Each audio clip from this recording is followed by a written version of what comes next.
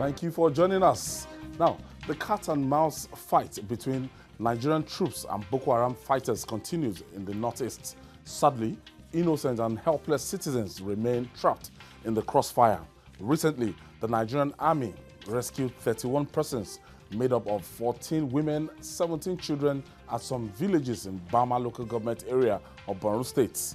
The troops of 21 Special Armored Brigade recorded the success after clearance operation in the area.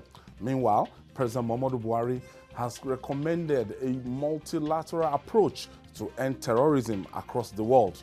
He was speaking at the African, Caribbean and Pacific ACP States Summit in Nairobi, Kenya.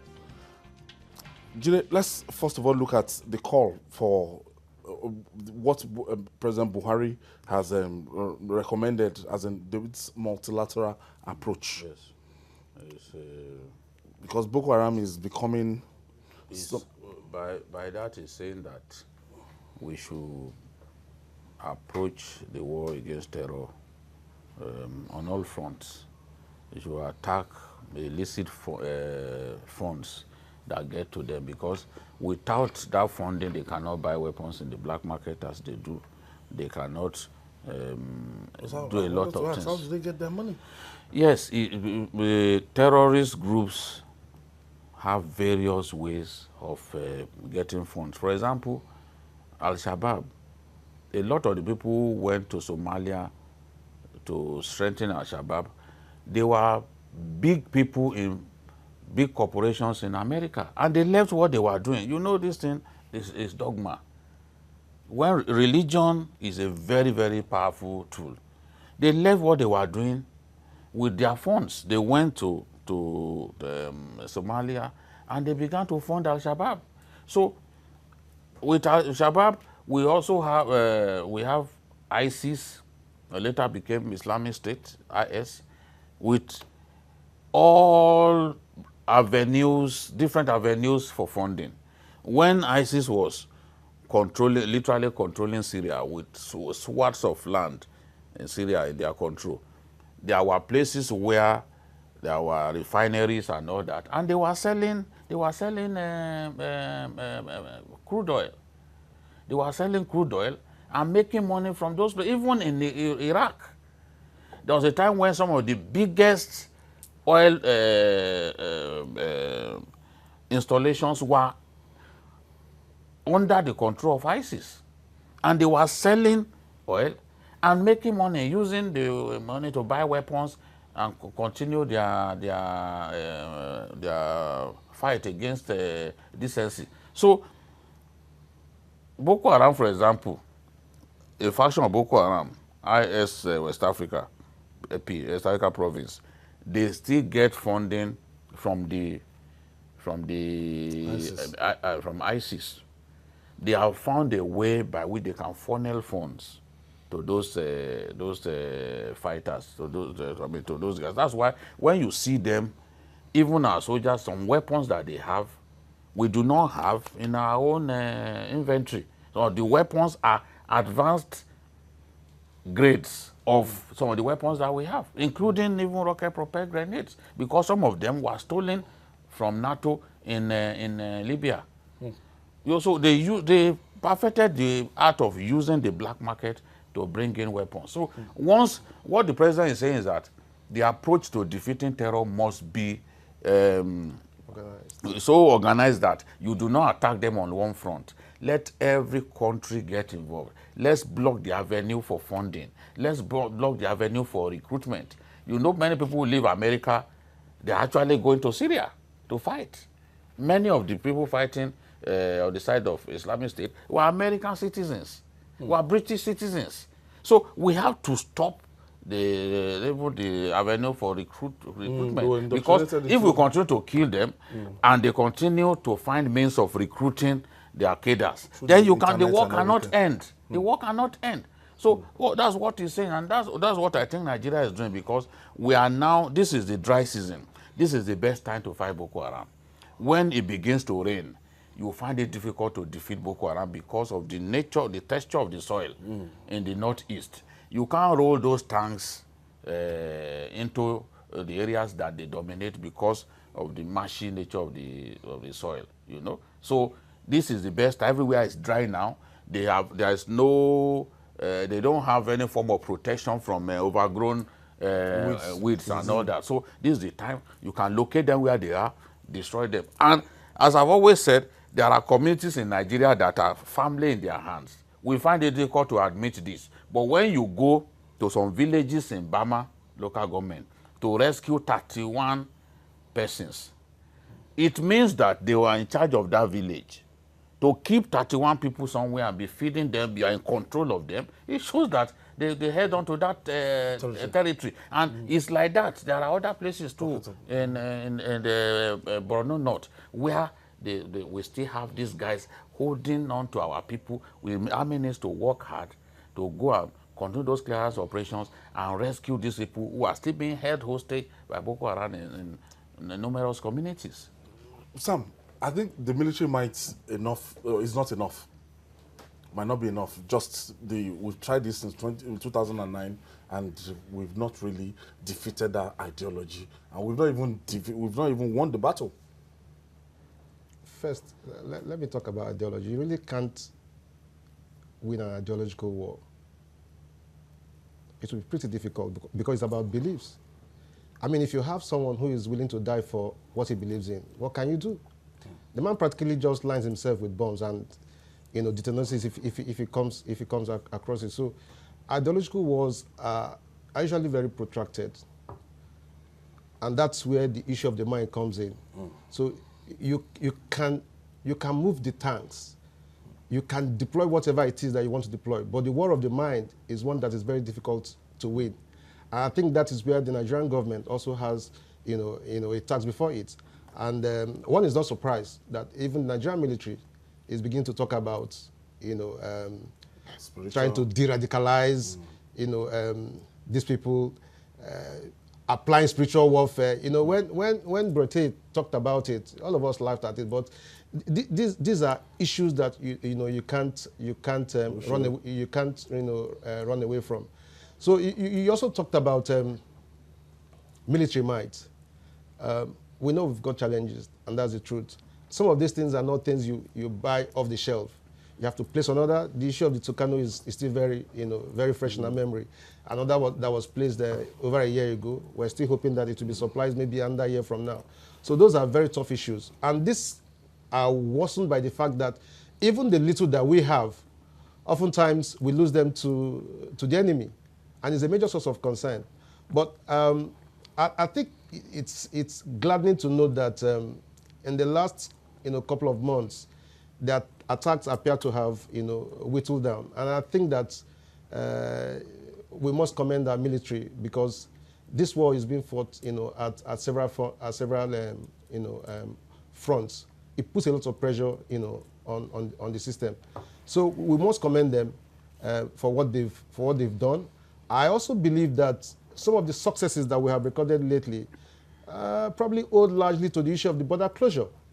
Because even though we can't put one and one together, but you could call it a beautiful coincidence between when the borders were shut and the incidents of attack on Nigerian military posts appear to have waned.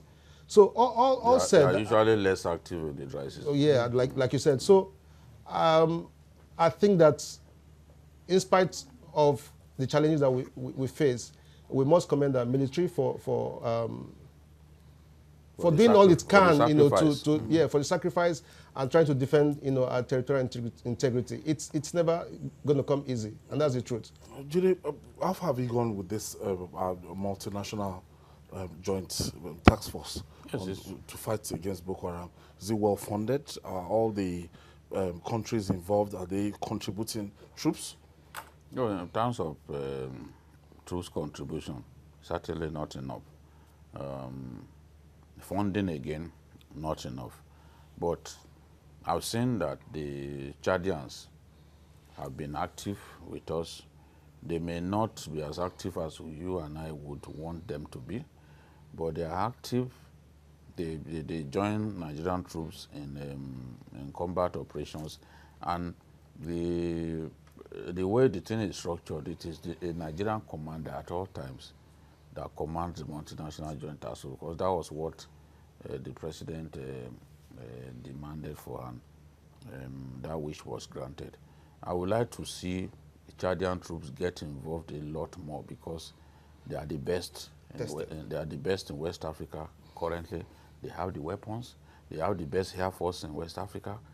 They are battle tested. How now? Yes, because the French have invested significantly in boosting the capacity of Chadian troops in terms of training, in terms of the military hardware that they need. Remember some time ago when there was one airplane that was grounded in Kano, that they said they found weapons there. Those weapons were actually heading for Chad. So they have, when you look at our Air Force, you look at capacity, and you compare us to some of the countries on this continent, you see that we have not even started. Because when you look at a country like Egypt, some of the best airplanes that America has, the F-16s, they have. Really? Yes, they have plenty of them. Just Google it, you see that they have plenty. The same thing with Algeria, some of the best weapons they have.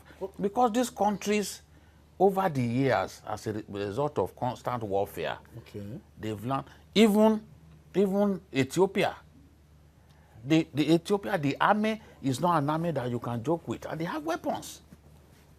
Even Kenya, you know, and Eritrea that came out of Ethiopia, they have a very strong army, they have weapons.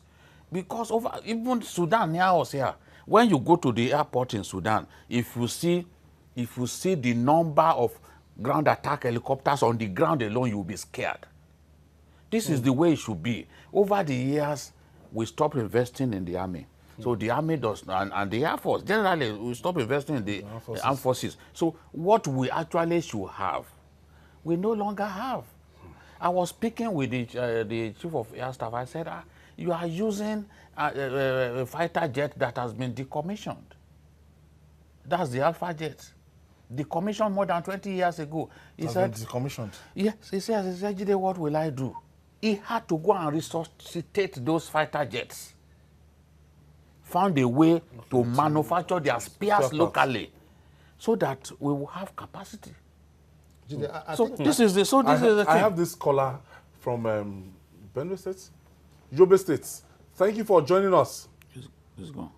Okay, we lost the call. You wanted to I was going to add that the other issue which we cannot paper over is the fact that over the years, while other countries have been honest about their strategic investment, in building their army, we've lost so much to corruption. That's the truth.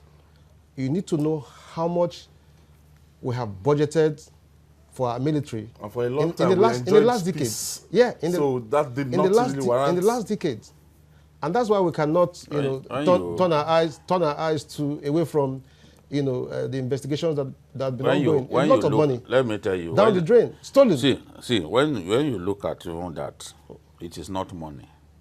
I've seen even the whole money that they are talking about. Do you know how much it costs to buy an airplane, a fighter jet? Over the year, what did that? Because of military coups and all that, we had IBB deliberately reducing the capacity of the Air Force. I remember interviewing here Vice Marshal Issa Doko, who was Chief of Air Staff, and they said, we don't know what we have done. We deliberately, because we reduce our troop sent. Today, the Algerian army is about 1 million. Today, our army is now up to 200,000. We reduced capacity of our own military and said, no, you don't need a large army in peacetime. Of course, peace may not last forever. Now we need a large army, but we cannot summon a large army. Can't do it overnight. We can't buy those big weapons. A single unit of an Apache helicopter is in the region of $54 million. Just one. $54 million. Yes. So what is the investment that we have even made into our armed forces in the last 10 years? Do you know that for a long time we did not buy any warship until Goodluck Jonathan came? This is a fact. T-92 Russian, the T-72 Russian tank, it was after he came into office that we bought T-72 Russian and they helped us. We bought them from Ukraine. It's a lot difficult to get these weapons, but through the black market you can get them, but they will be very expensive. But when you need to win a war, nobody will tell you when you will go to the black market to get it. Well, moving on now. Like the proverbial lizard that fell from the treetop without commendation from neighbors, former governor of Oyo State, Abiola Ajimobi, has resorted to self-praise. Ajimobi, who was speaking on a radio program in Ibadan, said he surpassed other past governors of the pace-setter states in terms of infrastructural development as governor. He also said his administration will remain unbeatable for many years to come for its unprecedented achievements in areas like road construction, education, and health. That comment sent the states buzzing. Ajide, for strategic reasons, let me start from you. I looking from his comments, I now flash back from 1999. Yeah. We had Lam additional, late Lam additional. From late Lam additional, we have Senator Rashid Adewolu Ladoja.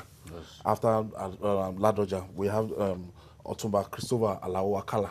And we now had for the first time Abiola Ajimobi, and we now had him second time. So since 1999, these are the set of people that have actually made their mark at one point in time in Oyo State, that pace-setter state.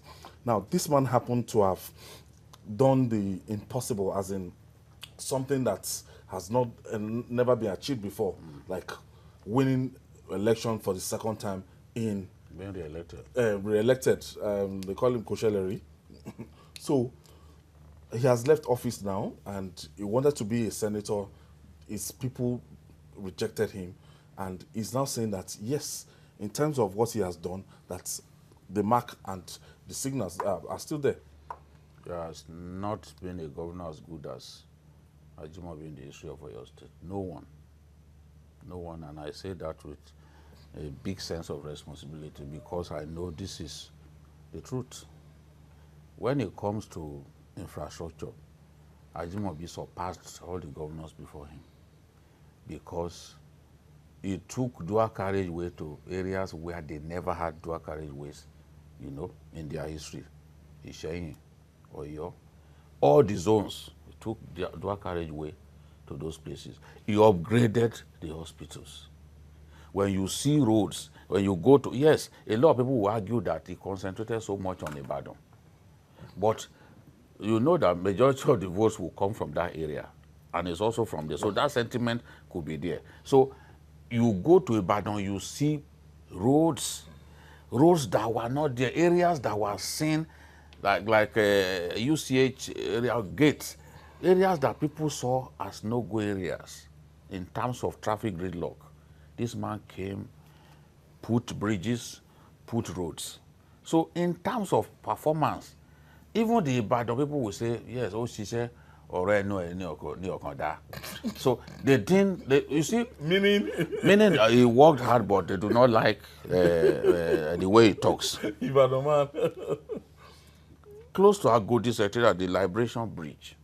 There's no way. I think that was the first the thing about flyover. Yes, you know, the thing about infrastructure is that it stays for generations. People will see what you have done.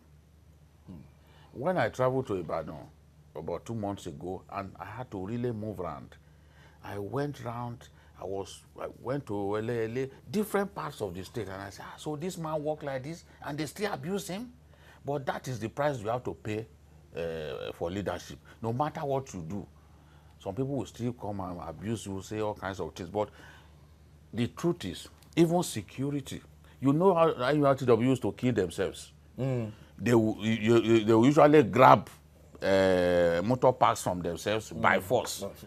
In 8 years, the Ajimobi was governor. Tokyo, auxiliary. All of them, even Tokyo went under. Nobody knew that Tokyo. In 8 years, there was not a single fight, tough battle in Ibadan by INSURGENCY during his time. How he was able to stop those killings remains a mystery, because even the entry point to Ibadan is usually their main, where they fight. Iwo Road. Old Ife Road, Ojo, Iwo Road, you know, all of those places. So this guy did tremendously well in various areas. Even the Oyo man cannot tell you that he didn't work, because when you look at even their town hall at Atiba, he was the one who came and made the town hall really look good. That one at Mapo? I said Atiba, Okay. Oyo town. Okay, Oyo town. Okay. You know, so he did so much. But you see, even if you build houses in the sky for people, those who will not like you will still like you. But for them to have elected him to run for a second term, you know, it shows the level of faith, because nobody before him had ever been re-elected. And don't forget, in 2015, despite the fact that all the senators that were with him defected to another party, Ajimobi, to underline his strength politically, he was able to retain all those 3 senatorial seats. The likes of Senator Femi Lanley and co. He still retained all those 3 senatorial seats. Probably he made a mistake by dabbling into the Obaship thing. A lot of people were not happy about, especially the Ibadan people. And you can say that, that this one thing they did not like, and they decided, okay, we'll punish you politically for it. But he has a tremendous record of achievement that no one could be said to have done as much as he has done. So Makinde has so much work to do, Sam, if he wants to surpass him. Your perception about constituted authority, as they call him. There was this video I was watching, Governor Makinde saying that. Can you say that? Can you build that with constituted authority? And people are laughing. I saw that video. Yeah, it's referred to as the constituted authority. yeah. A lot of people would remember that video. It was quite memorable, you know, watching him, you know, address students. And then one had the temerity of, you know, taking him on, and it was like, you know, get respect, you know, there's Nabide in charge, you know. So a very brilliant fellow. We must, you know, look at people and their antecedents. Ajimobi, from the little that I know, is a man who is probably grounded, quite educated, a lot of experience in the corporate world, and I think that national. And I think that he brought that to bear, you know, in the course of his governing the state. So yes, we must give it to him. I don't expect him to come out and say I didn't do well. I mean, that would be like committing suicide. In fact, I think that what he said, you know, reflects the biography, you know, which was put together properly, you know, titled Abiola Ajimobi, Architect and Builder of Modern Oyo State. Okay. Again, that again is debatable. Like I always say, depending on the side of the divide, you know, where you have found yourself. For me, the major concern is when you lay claims to doing so much in the area of growth and development for your state, I'm concerned about metrics.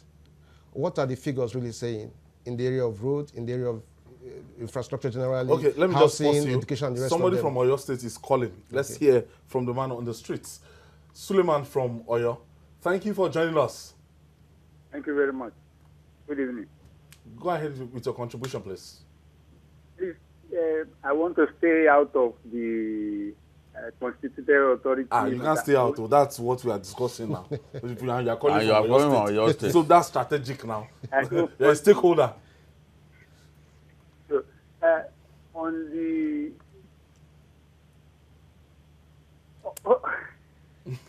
He Talk now. Commit himself. SULAIMAN.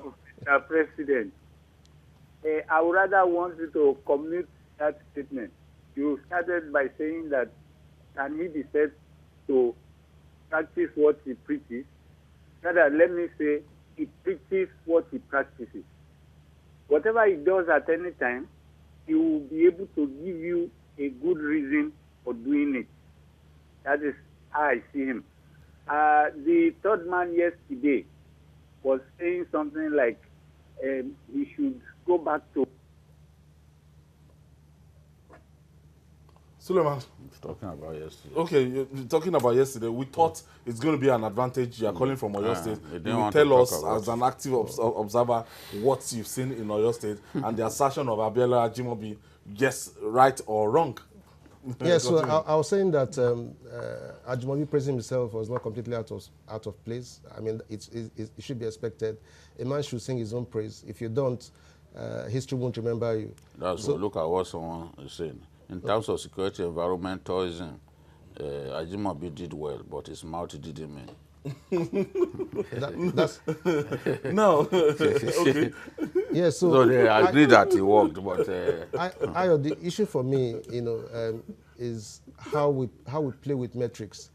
Sadly for us in this part of the world, we hardly Figures. Figures are difficult to come by, and the impact of these things that have been done on the lives of the people. Yeah. Nightlife, for example, usually very difficult to measure. A lot of clubs, a lot of it was not like that before. big shopping malls and everything sprang up within this time. But now, Sheyi Makinde is there and the governor is making a lot of soundbite, impact, and a lot of people will say, oh, it's audio governance. But then, from what we've seen so far, he has to improve on what he made on ground. Agric policy should be better than that of Ajimobi. Ajimobi, during his time, Oyo State was #1 in Nigeria for the production of cassava. Even the CBN admitted that. And it's because of conscious efforts to develop that area. So you have, as a new governor, I want him to know that there is so much that he has to do. This man has done bridges. He has done good roads, Alesikola Lao Road, Aleshinloye, Ologun Eru, and all that. You need to come up with your own projects. Let people see, so that they will be able to judge whether you have done better than the man that you supplanted. So this is the thing. The records are meant to be broken. Ajimobi has set a record. He's the best governor in the history of the state in terms of performance. Now we want to see what Makinde will be able to do if he gets the same number of years. Yes, if he gets re-elected and if he wins at the Supreme Court. Yes. Sam Ibemere, thank you for your contribution today. My pleasure. Thank you. And Bikio, thank you for always being there. And that's our offering today.